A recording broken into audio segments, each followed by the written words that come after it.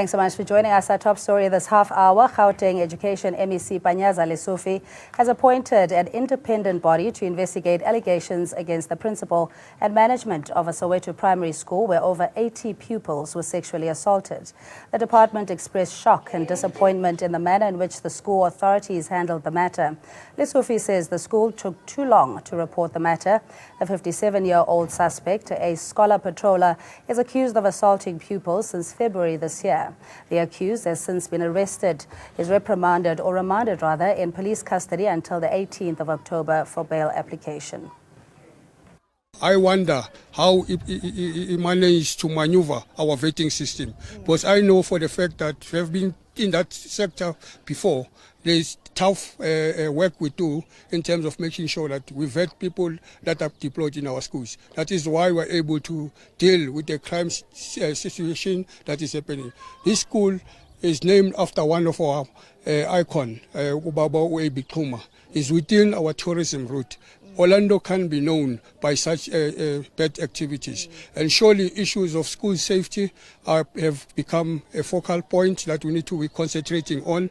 Issues of school governance, including issues of how police react on such cases is very important. We are very much ashamed of this incident. Just caught us off guard. You know, I was one of the people that were leading a delegation to the former minister, former National Commissioner of Police. We're saying it's time that we take ownership of our own safety. During my time in the Community Policing Forum, today the whole country speaks about patroller groups. There's a lot of wonderful work that the patroller groups have done in preventing state facility, in preventing crime, in escorting our people all going to work and even coming back home. And this cannot be really one of us. It's not really a true reflection of what we represent as patrollers. The principal and her two HODs have been removed from the school. There's an investigative body that has been appointed to investigate allegations against them that they knew about these incidences and they could not actually report to the district, or they even discouraged learners from reporting this to their parents. There's actually an increment of the number of learners that has been sexually assaulted. The number now stands at 83. We'll make sure that the investigation continues and the necessary action will then be taken against all those who did not take action. And again, we will also be asking the SGB to give us reasons why they must not be dissolved. Meanwhile, the Private Security Industry Regulatory Authority says the guard was not registered with them. We're all equally shocked by the incident. As soon as we learned about it, we dispatched our investigation team to go and find out what really happened in terms of the conduct of the guard himself. Our teams will be going and doing spot check in all other schools to ensure that similar groups of patrollers or security guards that are deployed there are actually those that have been vetted by us to ensure that we don't have a recurrence of the same incident again. We cannot comment on whether the principal was wrong or should have known about it. I think that's the matter for the department to investigate. We welcome the decision that the department has taken to investigate the matter. We are also trying to get to the bottom of the matter to establish how, in the first place, that this person was actually deployed at that premises. We have since established from where we are that that person is not registered with us. That is actually the subject of the investigation as we speak. And the entire incident raises some key questions. Firstly, why did the school management not report the incident as soon as it came to light? And why did the school not follow proper vetting processes for hiring staff members? And should the school governing body be dissolved for turning a blind eye to the incident? And is this a wake-up call for the Education Department to put measures in place to enhance security at schools? Schools out at the AB Xuma School, but many of the children who attend this primary school go home being violated by an old 57-year-old man. The dignity of these children will never be restored, despite the fact that they trusted the perpetrator. The Department of Education says they will do whatever it takes, and they take total blame for what has happened in this very school. For ANN7, Basitsana Pora in Soweto.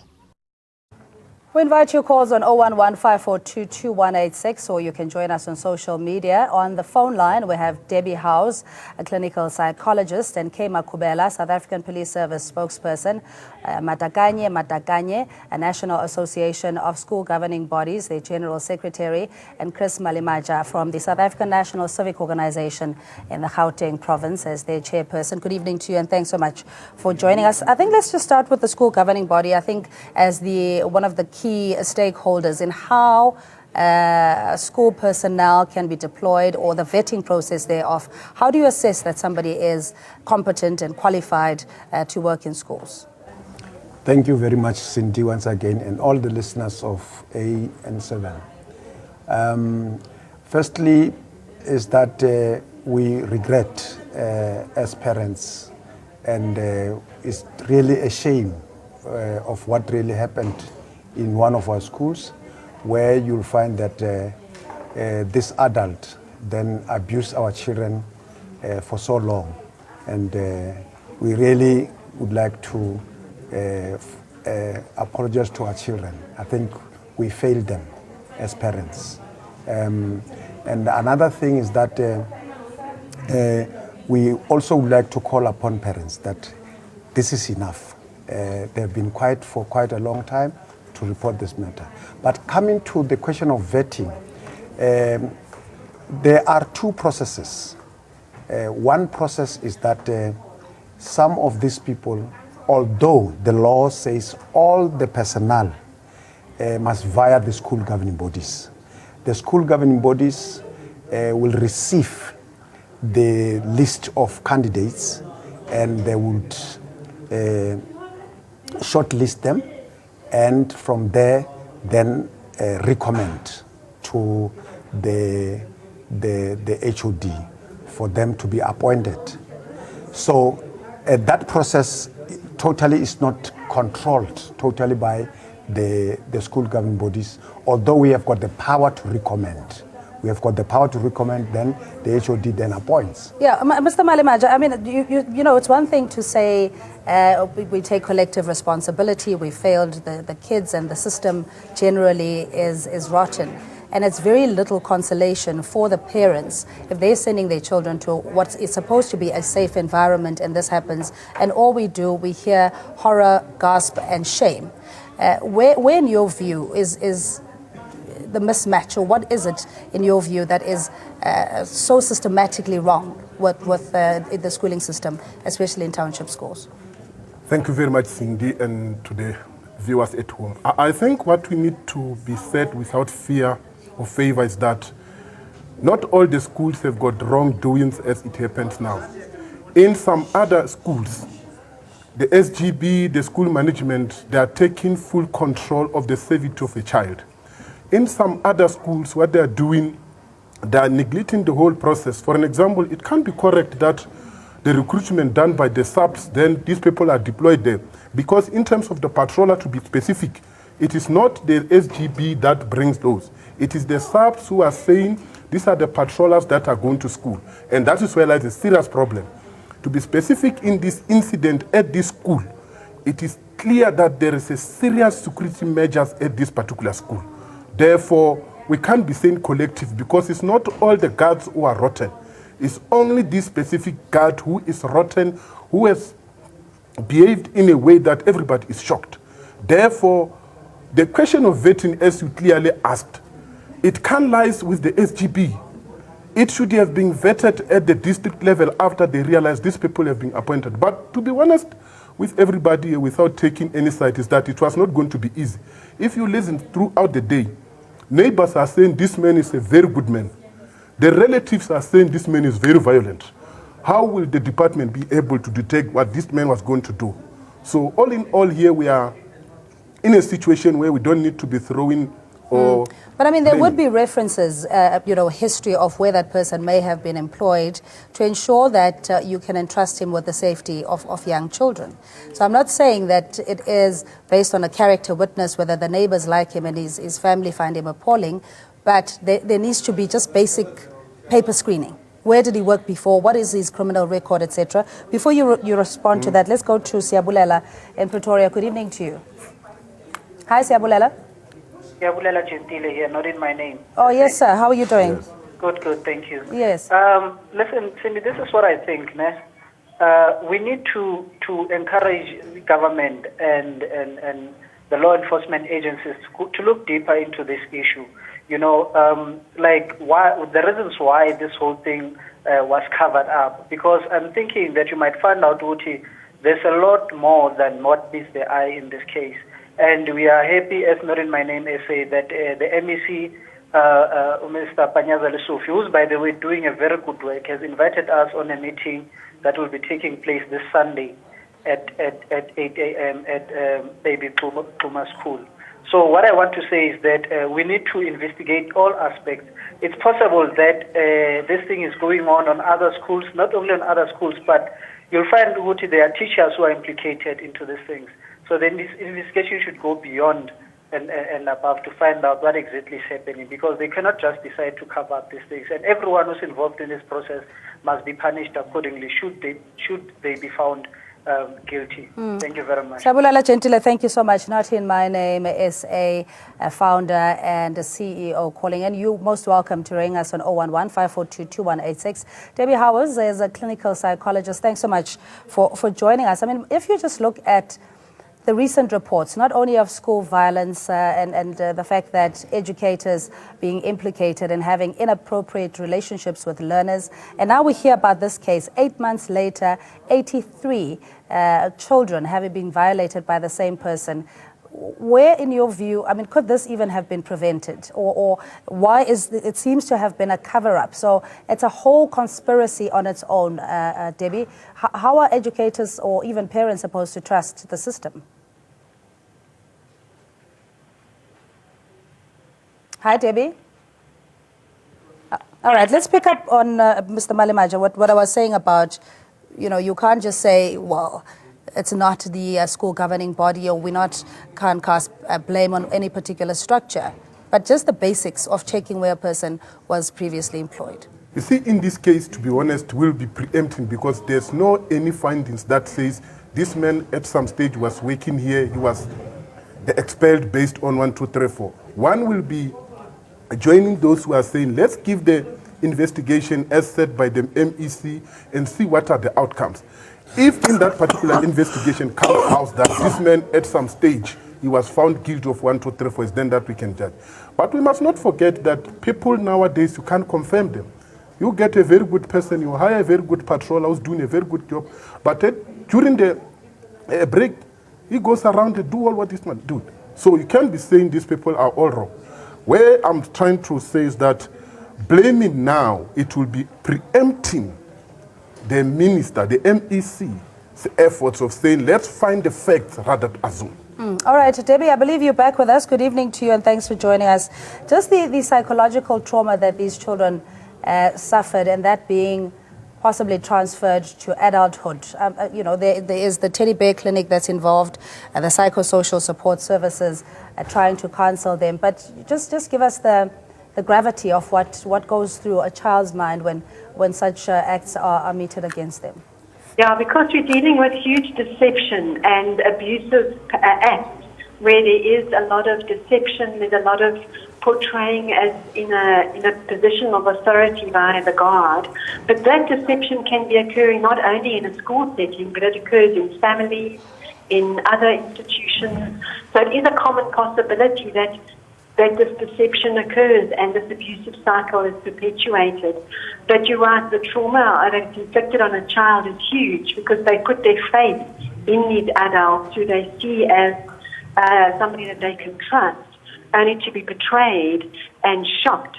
So it has a huge trauma because it affects their ability to trust at later stages and not to be able to open up to authority due to that huge shock and betrayal in that way. And also this incident at the school has opened up a huge element of shame and embarrassment for the school, which might lead to a certain degree of why they would want to cover it up, because they might have even been fooled themselves to a certain extent, which is in itself something which most people can be fooled by con men or this deception.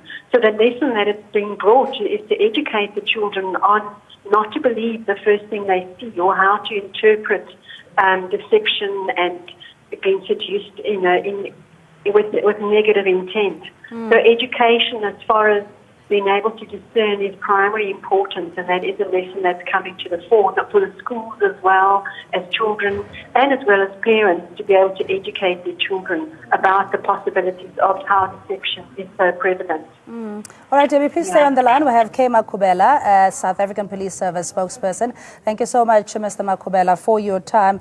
Just talk us through what communities can do in terms of victim support mechanisms, and also to at the first hint of any violation, to report to the police. Is there enough capacity to handle such cases? Thank you very much. Yes, indeed, there is a capacity of handling cases. As you know, that we have got our FCS unit, which is family violence, child protection, and sexual offences unit. So far, we, based on the statements which are given by the learners, and we also, based on the statement which are given by the first reporter, because when we say first reporter, it's a person who got the information from the child when after the incident happened. So that particular person, in terms of our investigation, it's very important for that person to make sure that the statement is submitted to the police, even though the child by then have been able to submit the statement. But if the first reporter or the person who was told this first can submit that particular statement, that makes our job easy for further investigating. All right, please stay on the line. We have callers Christopher in Polokwane and David in Kwandebele. We'll go to Christopher first. Good evening to you. Hi, Christopher. Good evening. Good evening. What's your comment or question? Yes, we can hear you. Can you hear me? Yes, clear. All right. I just wanted to shed a light in terms of what should have considered when looking at the best interest of the child or the children, right? Looking at the previous speaker, I heard him not in my name, actually. He was alluding issues of saying this is enough. The actual thing that needs to have happened is that they should have vetted the people who are working with the children. Also, the Children's Act actually stipulates that they need to be vetted, right? So, in terms of vetting, I'm not so sure as to whether then when they go to recruit, do they do that in terms of the very same section that says they should be vetted, right? In order for them to work with with the young ones or with the children. That is very important. Yeah, and I agree with you, that if they just from the entry level processes are not followed, then we will sit with these kind of issues. Let's go to David in Kwandebele. Good evening to you. Good evening, Cindy. How are you? I'm fine. How are you? Thanks so much, actually, taking my call. Thanks also for the good program. But see, actually, Cindy, I just want to make a point here. In terms of vetting and also checking the guy, his history. But for me, I would say that even if you check the guy's history and also these CVs, but if he's corrupt, he's corrupt. You cannot say that in terms of vetting, the company is not registered. He will stop that person to do whatever is committed. Our kids definitely they are innocent, but therefore they're being put to the principals and teachers and etc. So they should have definitely picked it up with these 83 kids. For how long has been happening without these guys actually identifying that? You see, that is the biggest problem which we are facing. But in other hand, we are talking about vetting and also the company registered. It's immaterial.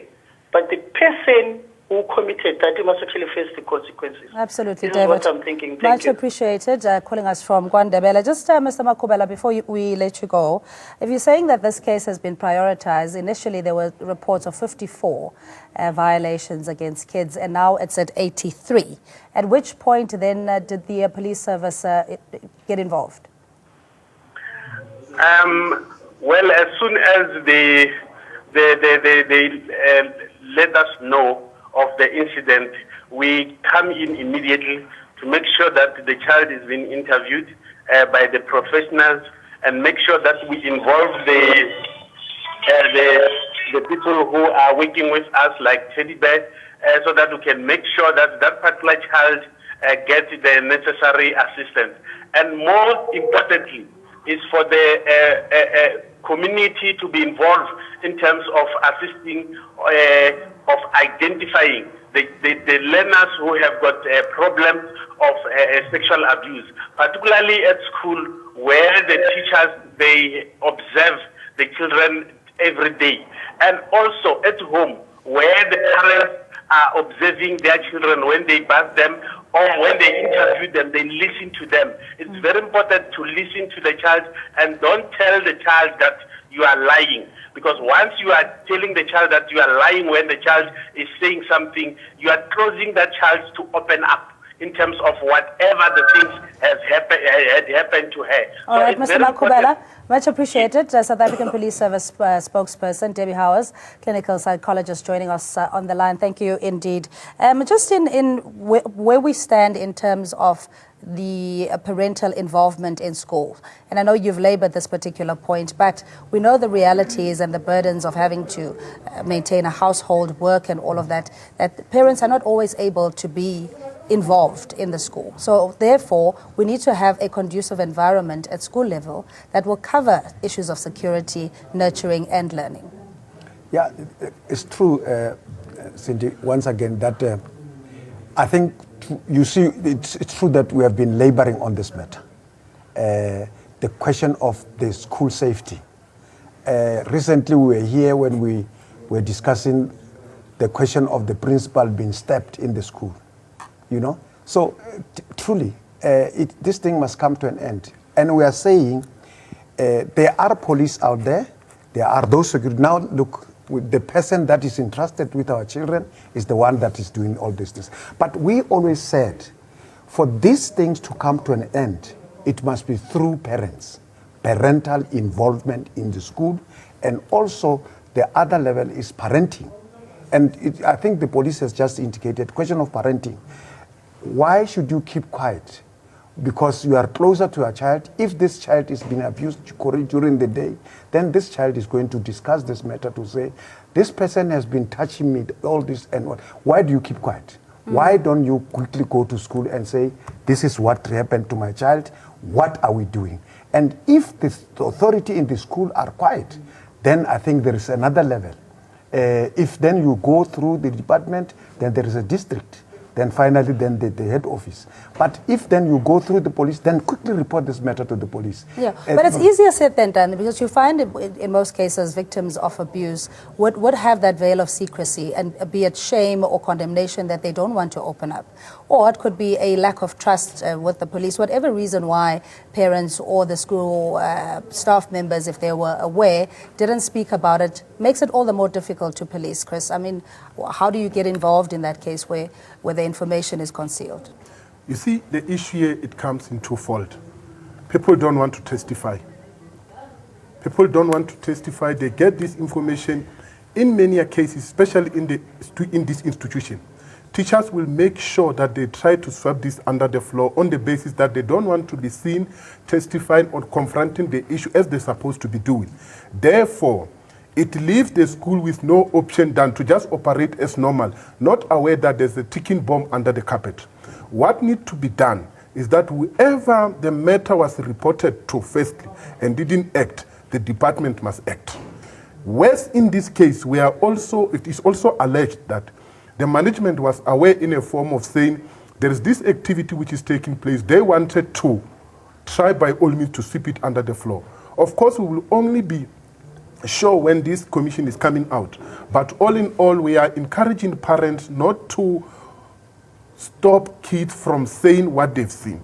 Instead, correctly as he said, get the information. Because you are not a well-trained or professional somebody in that field, report the matter so that the professional people can come in, rather to wait to an extent where it starts from 1 until 83. No, because, I mean, there's a lot also resting on teachers where they're now expected to be midwives and all sorts of things because of the changing nature of the school environment. So are you saying as the school governing body, you'll be more vigilant in terms of imposing your presence when it comes to processes of either appointing staff members or any other school process? It's true that, it is only through parents that we can alleviate this thing. I mean, you are talking of teachers being midwives. It is only through the involvement of parents that we can offload, some of these social activities in schools. Security, then a question of midwives, because you see, some of these children are having those human rights. Then they fall pregnant. Then this parent who can come in and support these children. But teachers then do the work. So teachers finally do not do what they're supposed to be doing, go into class and teach. Then they become midwives. And sometimes they even become securities. So we are saying, I mean, for all these years we have been having police. For all these years we have been having security in schools. So hence we say, if this thing has to come to an end, we want to make an appeal to our parents today. Stand up, let's defend, let's safeguard the safety of our children in schools and do even other, and support these teachers, support the school government, because school governments are really representing parents. And they keep quiet, the school government. Why do they keep quiet? When the parents come to them and say, we have elected you, then to represent in the schools. Yeah. We're going to have to leave it there. Thanks indeed. And Mr. Chris Malemaja from Sanko, Gauteng Provincial Chairperson, thank you indeed for your time. And Thabo in Newcastle, thanks for your patience. Please just keep your comment or question brief. Hi, Thabo. Yes. You know what I'm saying? The problem is principals they're not checked by everyone here. You see. A principal do as they please. I wish a government can establish a commission to investigate really what does principal at school are doing to protect kids at school. Because all this, what is happening, this thing via through principals, but they hide it because they don't care what is happening at school. Thabo, thanks so much for that call, suggesting, maybe we need to have a school of excellence or academy of sorts that will train the educator to be more professional and to do their work efficiently. Thanks indeed. We're going to leave it there. We'll take a quick break. We'll see you shortly. Don't go away.